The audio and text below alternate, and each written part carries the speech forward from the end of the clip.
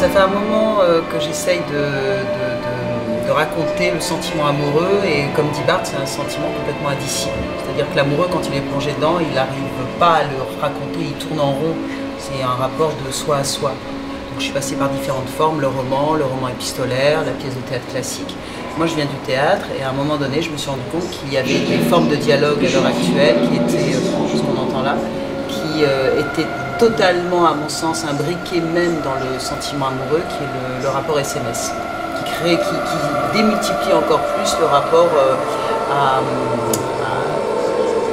l'obsession, à quelque chose qu'on ne peut plus lâcher, enfin vraiment le rapport à la fantasmagorie amoureuse. Donc je suis partie de là et je me suis dit en même temps, les SMS, ça implique une forme de présence-absence. Le rapport en même temps comme un dialogue, et en même temps c'est pas les personnes physiques. Du coup l'idée de l'installation et du numérique est née à ce moment-là en fait. Et après sont mis là-dedans les mails et puis l'écriture littéraire de la nouvelle qui permettait de continuer à éclater le récit. Parce que je pense qu'un amoureux, en fait, c'est une espèce d'identité éclatée, de surfragmentation du moi, de projection de fantasme. Voilà, d'où la projection de fantasme qu'il y a ici d'images, de reflets, de transparence et tout.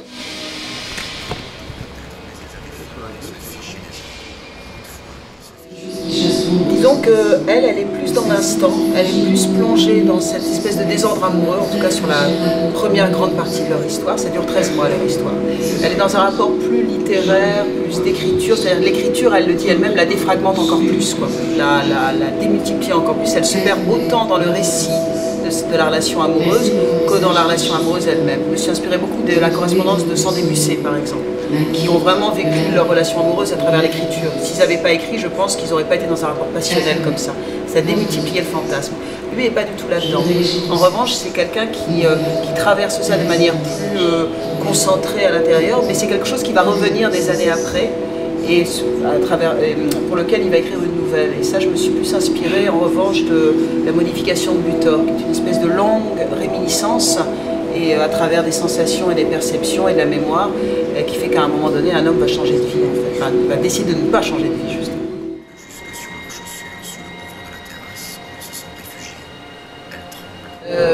Déjà, j'ai fait une enquête de manière très libre, hein, pas une enquête sociologique avec des cadres, mais autour de moi, à travers les gens que je connais, à travers l'équipe aussi. Donc on a fait une espèce d'énorme jukebox, de playlist de toutes les musiques qui nous parlaient et tout, les films aussi.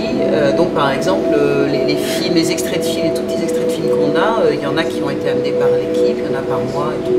Et puis après, je fais beaucoup confiance aux choses, comme on a longtemps travaillé dessus pendant plus d'1 an et demi, il y a des choses qui se sont imposées d'elles-mêmes. C'est-à-dire qu'à la fin, des choses sont restées et ces choses-là étaient évidentes et d'autres choses sont parties. Voilà, au début, on avait vraiment énormément de matière, évidemment, sur les rapports amoureux entre les littéraires, cinématographiques et musicales, c'était monstrueux. Et finalement, on a réussi à créer quand même un univers cohérent parce que je pense qu'on a petit à petit sélectionné inconsciemment les choses qui nous parlaient le plus par rapport à cette histoire qu'on raconte.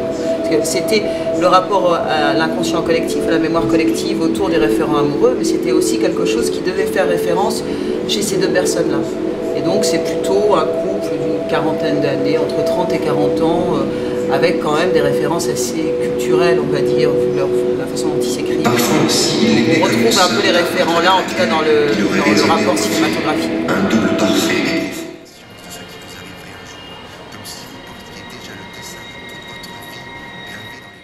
Très belle, enfin, je veux dire vraiment, parce que pour moi c'est vraiment un objet très nouveau.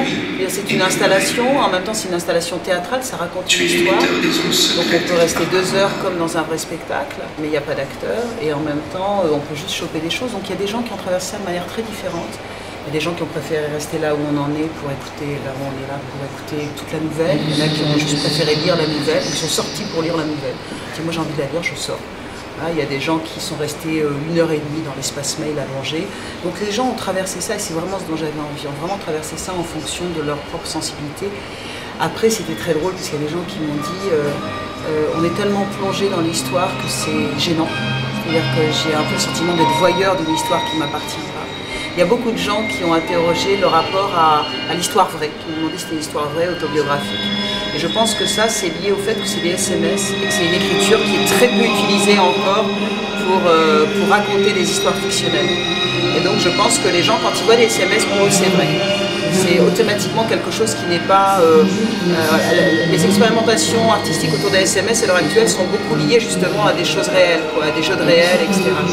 Et là, c'était l'idée vraiment d'écrire un texte comme une pièce de théâtre à partir des SMS. Et donc, c'est très étonnant le rapport des gens avec ça, qui se disent mais c'est réel en fait. Et donc, ils sont gênés. Ils disent mais c'est une histoire vraie. Donc, ça marche, quoi. Avait trouvé peu à peu leur rythme propre. Ils touchaient très lentement enlacés et remontaient en eux le souvenir de leur première étreinte immobile.